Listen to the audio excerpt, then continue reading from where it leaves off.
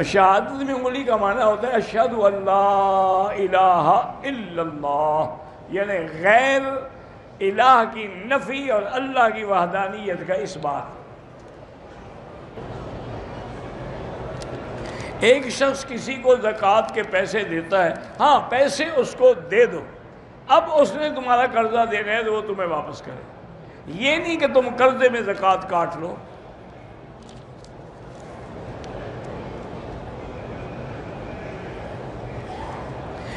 صفا مروہ کرتے وقت تیسرے چکر میں بھول کے میں نے کسی کے تھوڑے سے بال کاٹ دیے، بار آپ نے گناہ کیا ہے تو استغفار بھی پڑھیں اور 10-15 ریال خیرات بھی کریں۔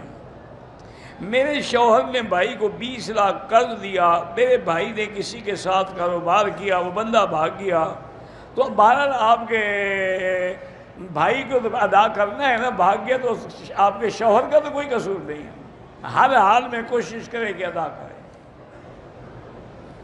طواف کے وقت قرآن ہاتھ میں لے کے طواف تو ہو جاتا ہے، لیکن یہ ضروری نہیں ہے، اگر ضروری ہوتا تو حضور پاک قرآن پڑھتے۔ زندہ ماں باپ یا استادوں کے لیے بالکل عمرہ کریں۔ جو صحابہ کو برا بلا کہے انشاءاللہ وہ کافر ہوگا۔ صحابہ کو برا بلا مسلمان تو نہیں کہہ سکتا۔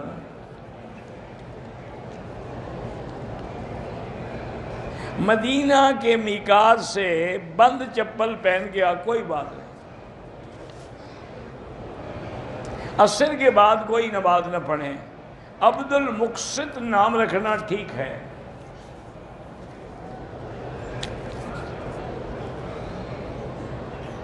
رو دابا پتہ نہیں کیا ہے، یہ نام رکھا تو کوئی حرج نہیں، ٹھیک ہے۔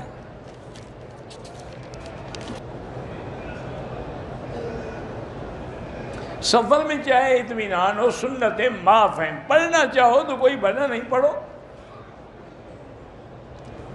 سفر میں اگر ہم ظہر کو مؤخر کر کے پڑھیں اور جہاں پڑھ سکتے ہیں ٹھیک ہے۔ کسی کا نام آیا رکھنا ٹھیک ہے، بالکل ٹھیک ہے۔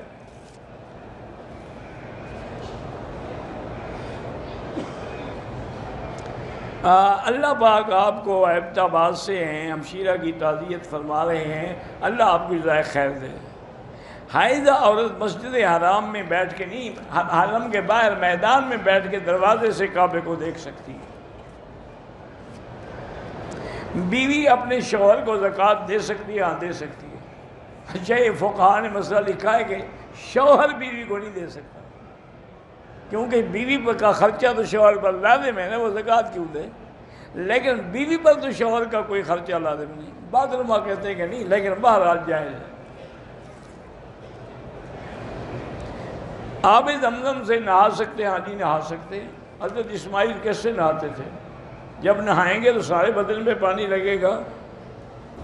ایک آدمی کا نکاح ہوا ہے، اس کے بچے بھی ہیں، نکاح کے وقت لڑکی سے پوچھا گیا، قبول کروایا گیا، لڑکے کے دستخط لیے تو یہی ایجاب قبول ہو گیا۔ کئی دفعہ تم یہ پوچھ چکے ہو، کتنے دفعہ بھیجو گے پرچی؟ ہمارا نکاح ٹھیک ہے بس۔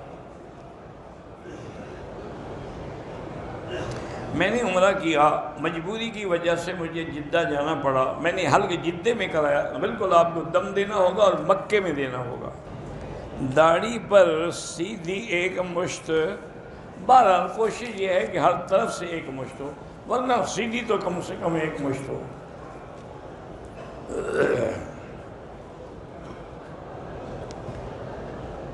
ایک آدمی جو پہلے بھی داڑھی مڈاتا تھا، عمرہ کر لے اب بھی مڈاتا ہے، بھائی قبول کرنا نہ قبول کرنا تو اللہ کے ہاتھ میں ہے، وہ چاہے تو گناہ گاروں کا قبول کر لے اور نیکوں کا نہ کرے۔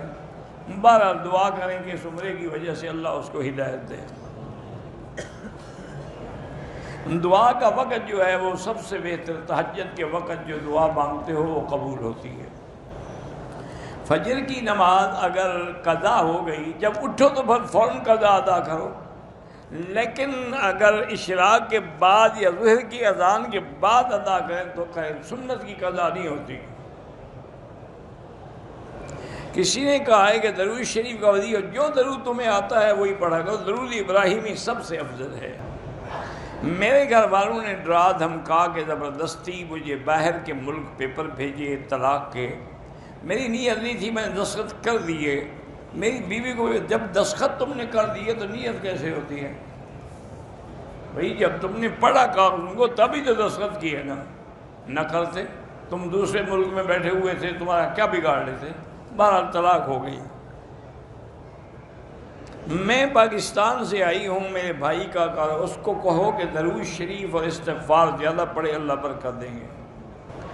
میرا بہنوئی جو ہے وہ اپنی بیٹیوں اور بیوی کے حقوق پورے نہیں کرتا، اللہ اس کو ہدایت دے۔ ان کی بیٹیوں کو کہیں کہ وہ روزانہ 2 رکعت نماز پڑھ کے اسی نیت سے دعا کریں۔ آپ نے ننھیال اور دودھیال گھر والوں کے اللہ سب کو خیر و عافیت نصیب کرے۔ میری والدہ چل نہیں سکتی، میں طواف کراتا ہوں، اب مجھے تکلیف ہے تو میں نے کسی کو کہا، اس نے کرا دیا طواف، اچھی بات ہے، ٹھیک ہو گیا۔ اگر آپ مسافر ہیں پاکستان سے، اکیلے پڑھیں گے تو قصر پڑھیں گے، پوری کیوں پڑھیں گے؟ مسافر ہیں آپ، امام کے پیچھے پڑھیں گے تو پوری پڑھیں گے۔ اور قضا نماز اگر سفر کی قضا ہوئی ہے وہ بھی قصر پڑھیں گے، اگر گھر کی قضا ہوئی ہے تو پوری قضا کریں گے۔ اگر بندہ مکے میں رہتا ہے، مدینہ شریف زیارت کے لیے جاتا ہے، عمرہ نہیں کرتا، دم ہو گئی۔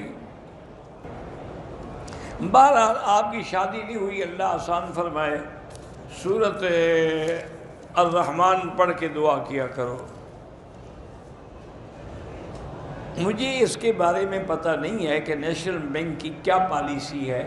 ایسا کریں کہ آپ کراچی میں رہتے ہیں تو وہیں کسی قریب کے عالم سے وہ پالیسی لے جائیں، ان کو پڑھائیں اور پھر مسئلہ پوچھیں۔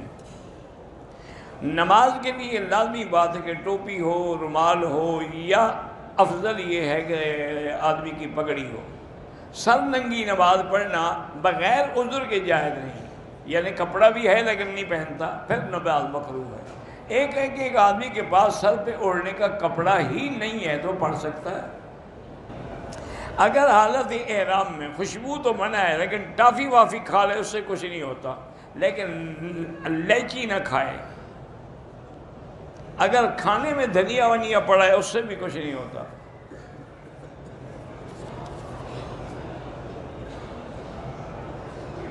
چھوٹا پیشاب کثرت سے آتا ہے، بار بار آتا ہے، کپڑے پاک نہیں رہتے، بہرحال اس کو احتیاط کرنی ہوگی۔ ہر نماز کے لیے وضو کریں، اگلی نماز تک وہی کافی ہے، لیکن احتیاط کریں کہ قطرے جو ہیں مسجد میں نہ گریں۔ ہم آئے ہیں ہندوستان سے، ہمارے ملک کے حالات بڑے خراب ہیں، اللہ آپ کی مدد کرے، اور تمام مسلمان جو ہندوستان میں ہیں اللہ ان کی حفاظت فرمائیں۔ جمعہ میں 4 رکعتیں پہلے ہیں، پھر 4 رکعت نماز کے بعد۔ جمعہ کی نماز وہی ہے، 2 رکعت پڑھیں گے امام کے پیچھے، آپ اکیلے تو جمعہ نہیں پڑھیں گے نا۔ جو انبیاء پہلے گزرے ہیں، کیا ان کی یہ خواہش تھی کہ وہ حضور کی امتی بنے؟ ہاں یہ ہے کہ حضرت موسیٰ علیہ السلام نے یہ تمنا کی تھی، تو جب موسیٰ کلیم اللہ کر سکتا ہے سب کر سکتے ہیں۔ ویسے بھی حضور سب کے نبی ہیں، نبی الانبیاء ہیں۔